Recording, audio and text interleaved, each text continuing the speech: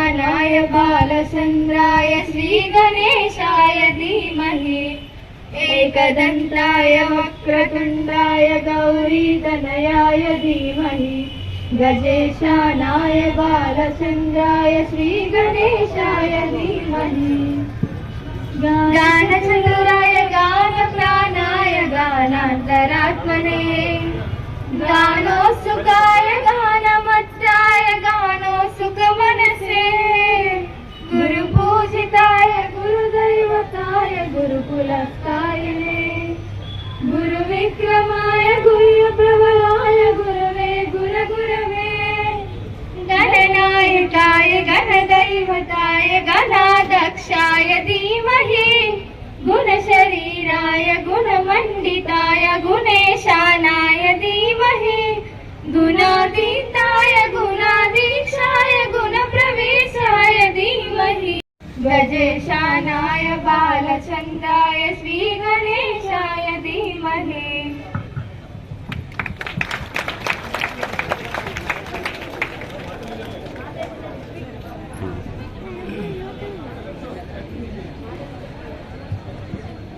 ఒక్క నిమిషం అండి. చూపులో కరుణ చిరునవ్వులో చిరులు దొరలించు మా తల్లి మా తెలుగు తల్లికి మల్లె పూదండ మా కన్న తల్లికి మంగళారతులు గలగల గోదారి కదలిపోతుంటేను బిరబిరా కృష్ణమ్మ పరుగులెడుతుంటేను బంగారు పంటలే పండుతాయి మురిపాల ముత్యాలు దొరలుతాయి అమరావతి నగర అపురూప శిల్పాలు త్యాగయ్య గొంతులో తారాడు నాదాలు తిక్కయ్య కలములో తీయందనాలు నిత్యమై నిఖిలమై నిలచి ఉండేలాగా మా తెలుగు తల్లికి మల్లె పూదండ మా కన్న తల్లికి మంగళారతులు బ్రహ్మ బుధ శక్తి మల్ల జై తెలుగు తల్లి జై తెలుగు తల్లి. Thank you so much. Mega parent teacher meet కి విచ్చేసినటువంటి పాత్రికేయ మిత్రులందరికీ కూడా స్వాగతం. అదే విధంగా దయచేసి విద్యార్థులందరూ కూడా మీ పేరెంట్స్ ని కూర్చునే విధంగా చూడకపోతూ ఉంటారు. పిల్లలు ఈ డ్రగ్స్ కి అలవాటు పడినటువంటి పిల్లలు నేరాలు చేయడానికి దొంగతనాలు చేయడానికి ఎక్కువగా అలవాటు పడిపోతూ ఉంటారు. అంటే ఈజీ మనీ, వాళ్ళకి డ్రగ్స్ కొనుగోలు చేయడానికి మీరేం ప్రత్యేకంగా పాకెట్ మనీస్ మీ దగ్గర నుంచి అడగరు. కానీ దానికోసం వాళ్ళు ఏం చేస్తూ ఉంటారంటే ఈజీ మనీకి అలవాటు పడి చిన్న చిన్న దొంగతనాలతో ప్రారంభం అవుతూ ఉంటుంది వాళ్ళ జీవితం. ఇవన్నీ మనం తెలుసుకునేసరికి చాలా దూరం వెళ్ళిపోతారు. కాబట్టి పిల్లల్లో ప్రత్యేకమైనటువంటి అవలక్షణాలు కనిపిస్తున్నప్పుడు పేరెంట్స్ కొంచెం జాగ్రత్తగా వాళ్ళని ఒక గంట కనిపెట్టుకుంటూ ఉండమని లెక్చరర్స్ గా మా కళాశాల తరఫు నుంచి తల్లిదండ్రుల మీదే ఉంది. ఇక్కడ చాలా కుటుంబాలు దిగువ మధ్య తరగతి పేదరిక కుటుంబాలే కాబట్టి మనం వేరే వేరే పనుల్లోకి వెళ్ళిపోతూ ఉంటాం. పార్ట్ విడిపోయి గవర్నమెంట్ వొకేషనల్ జూనియర్ కాలేజీ అదేవిధంగా పిఆర్ గవర్నమెంట్ డిగ్రీ కాలేజీగా ఇప్పుడు రన్ అవుతుంది. ఈ సంస్థలో ప్రధానమైన వ్యక్తులు చదివారు. ఈ సంస్థలో బాలయోగి గారు, యనమల వీరేంద్రనాథ్ గారు, అల్లూరి సీతారామరాజు గారు, రావు గోపాలరావు గారు, అదేవిధంగా తాపీ ధర్మారావు గారు ప్రతిష్టాత్మకమైన వ్యక్తులు ఈ పిఆర్ గవర్నమెంట్ కాలేజీలో చదివారు. అదేవిధంగా ఈ కాలేజీలో మనకి ఈ పిఆర్ కాలేజీ ప్రాంగణంలో ఎందరో మహానుభావులు చదివి శాస్త్రవేత్తలు అయ్యారండి. ఇప్పుడు మీరు దేశంలో నడుపుతున్న చాలా మంది పెద్దల్లో ఈ కాలేజీలో చదివిన వాళ్ళే. అదేవిధంగా సాహిత్య రంగంలో ఉన్నారు, నటన రంగంలో ఉన్నారు, శాస్త్రవేత్త రంగంలో ఉన్నారు, సినీ రంగంలో ఉన్నారు, రాజకీయ రంగంలో ఉన్నారు. అప్పుడు ఈ ప్రాంగణం అటువంటి ప్రాంగణం, మంచి ప్రాంగణం. ప్రతి దానికి కూడా సపోర్ట్ చేయొద్దు, చాలా ఉన్నాయి. ఒకటి గుర్తుపెట్టుకోండి, మొబైల్ ఫోన్ ఎవరు తయారు చేశారండి? మన హ్యూమన్స్ అయినా తయారు చేసాం, అంతేనా? మరి దానికి బానిసలు కావచ్చా మనం? అంతేనా? మనం తయారు చేసిన దానికి మనం బానిసలు కాకూడదు. దాన్ని ఎంతవరకు ఉపయోగించాలో అవసరానికి మాత్రమే ఉపయోగించండి, టైం పాస్ కాదు. మనం జ్ఞానానికి బానిసలు అవ్వాలండి. ఎవ్రీ టైం క్యూరియాసిటీ ఉండాలి, కొత్తగా నేర్చుకోవాలి అని చెప్పి. ఎందుకంటే ఈ నేర్చుకోవడం ద్వారాగా బుక్స్లో ఎడ్యుకేషనే కాదు, మనకి క్యారెక్టర్ బిల్డింగ్ కూడా ఫార్మ్ అవుతుంది తెలియకంట. మనం ఎక్కడ ఒక మెట్టి ఎదిగి ప్రవర్తించాలి, ఎక్కడ ఒక మెట్టి తగ్గి ఉండాలి అన్నది నేర్పించింది ఒక ఎడ్యుకేషన్ ఒకటేనండి. ఎడ్యుకేషన్ వల్ల మంచి క్యారెక్టర్ బిల్డ్ అవ్వాలన్న కాన్సెప్ట్తోని మనం పిల్లలకి ముందుకు తీసుకెళ్ళాలి. మనం అనుకుంటాం ఓన్లీ బుక్స్ పట్టుకుంటే సక్సెస్ అని కాదండి. మీరు గుర్తుపెట్టుకోండి, లైఫ్లో మీరు తీసుకున్న నిర్ణయం, మీరు పాటించే క్రమశిక్షణ, పేరెంట్స్గా ఇచ్చిన సపోర్ట్, ఇవన్నీ కూడా కలిసి వస్తేనే ఒక సక్సెస్ఫుల్ లైఫ్. పేరెంట్స్ అందరూ కూడా చిన్నప్పటి నుంచి వాళ్ళకి ఒక మంచి ఫ్యూచర్ ఇవ్వాలని చెప్పేసి కష్టపడతారు. అవునండి, ఒక్కొక్కసారి అవసరం అయితే పిల్లలకి బుక్స్ ఇలాంటివన్నీ ఏమైనా కొనవలసి వస్తే మీరు మీ ఖర్చులు కూడా మానుకొని అది ఇస్తూ ఉంటారు. కానీ ఈరోజు ప్రభుత్వం బుక్స్ వరకు అయితే మీకు ఎటువంటి ఇబ్బంది లేకుండా అన్నీ కూడా సపోర్ట్ చేస్తుంది. ప్రభుత్వం మిమ్మల్ని నుంచి కోరుకునేది ఒక్కటే, పిల్లలకి సపోర్ట్. రెగ్యులర్గా కాలేజీకి రండి. వాళ్ళకి కష్టం వచ్చినా ఏమొచ్చినా బాధ వచ్చినా రావట్లేదంటే దయచేసి ఒక సపోర్ట్గా మీరు పక్కన నిలబడమని చెప్పి కోరుకుంటుంది ప్రభుత్వం. మిగతాది అంతా కూడా ఎడ్యుకేషన్ పరంగా అయితే చూసుకుంటుంది. గవర్నమెంట్స్ ఏమేమి ఫెసిలిటీస్ ఇవ్వాలో, అలాగే మనకి పైడా వెంకటేశ్వరరావు గారు కూడా మనకి చాలా సపోర్ట్ చేశారు. ఎందుకంటే ఇష్టం ఉండాలండి ఏదైనా సర్వీస్ చేయాలంటే, ఎవరో చెప్తే వచ్చేది కాదు. సో మనసులోంచి వచ్చి సార్కి ఎడ్యుకేషన్ని ప్రమోట్ చేయాలనే ఉద్దేశంతో మనకి అలాగే ఆ ఫీల్ రావాలి. ఎందుకంటే మనకి సర్వీస్ చేయాలి అంటే భగవంతుడు ఎంచుకుంటాడు మనల్ని.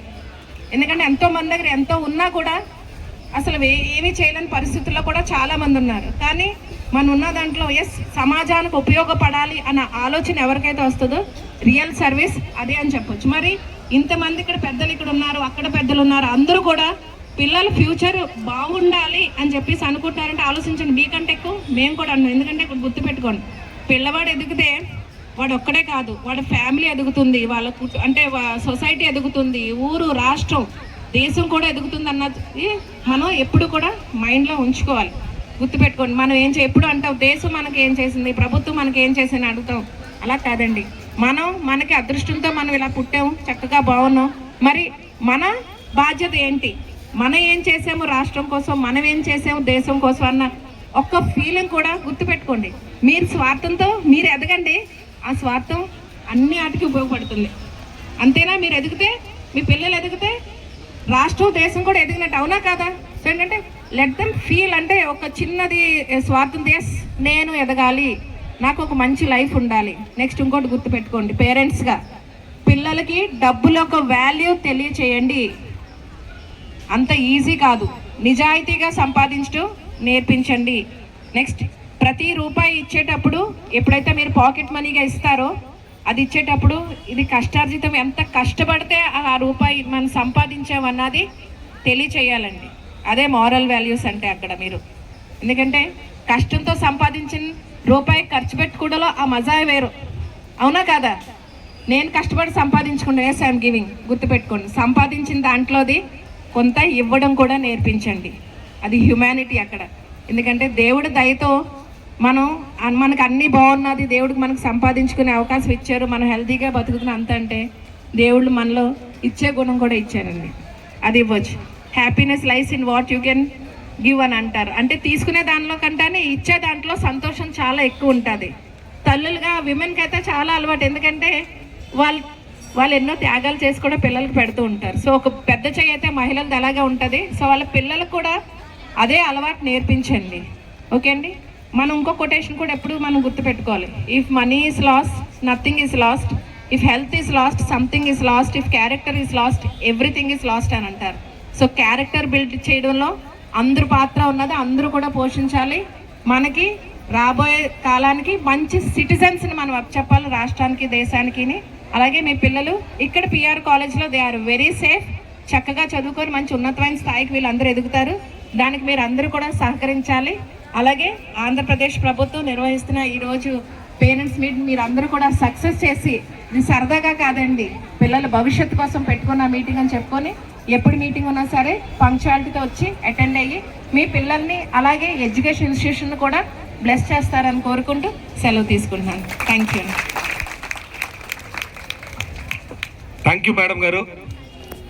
మీ పేరెంట్స్ ఒక్కసారి ఈ కాలేజీ సిగ్నిఫికెన్స్ కోసం నిన్న మేడం గారు మాట్లాడిన ఒక 2 మాటలు మీకు చెప్తానండి.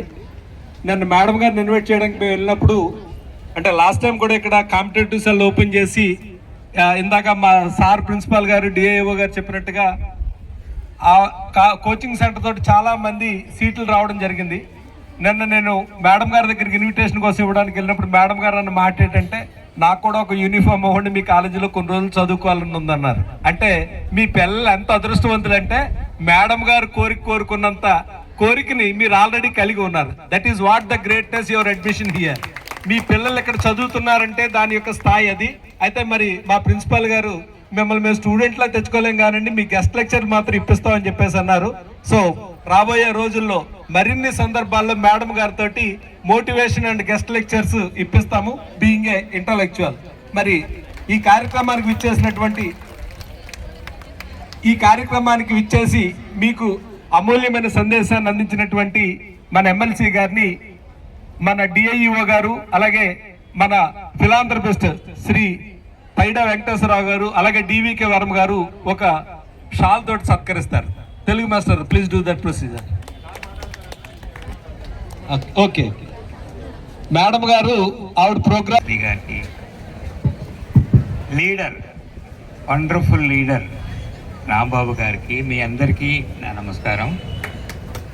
నాకు ప్రత్యేకత ఏం లేదు, నేను ఇక్కడే చదివాను, చాలాసార్లు చెప్పాను.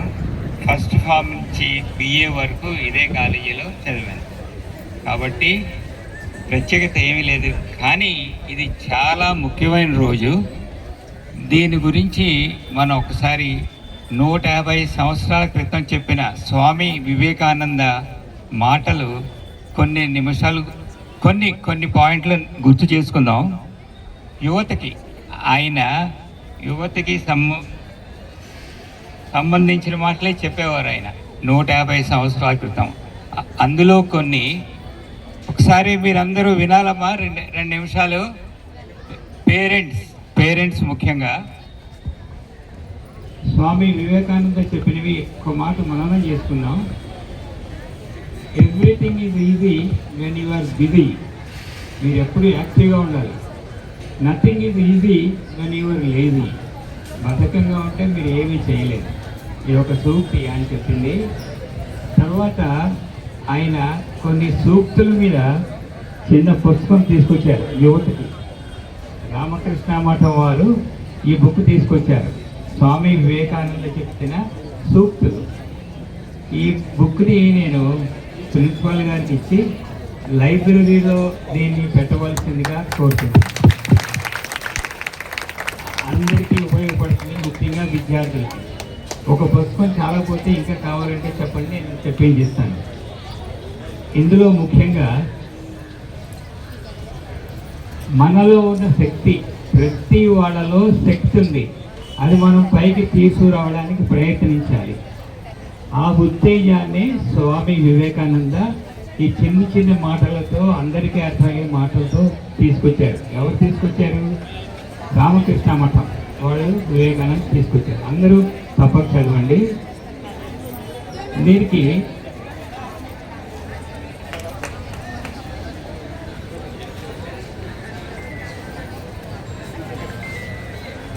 ఇది టీచర్లు అందరూ చదివి ప్రిన్సిపాల్ గారితో మాట్లాడి అందులో కంటెంట్స్ ఏవైతే మీరు చేయగలరు, స్టూడెంట్స్ చేయమని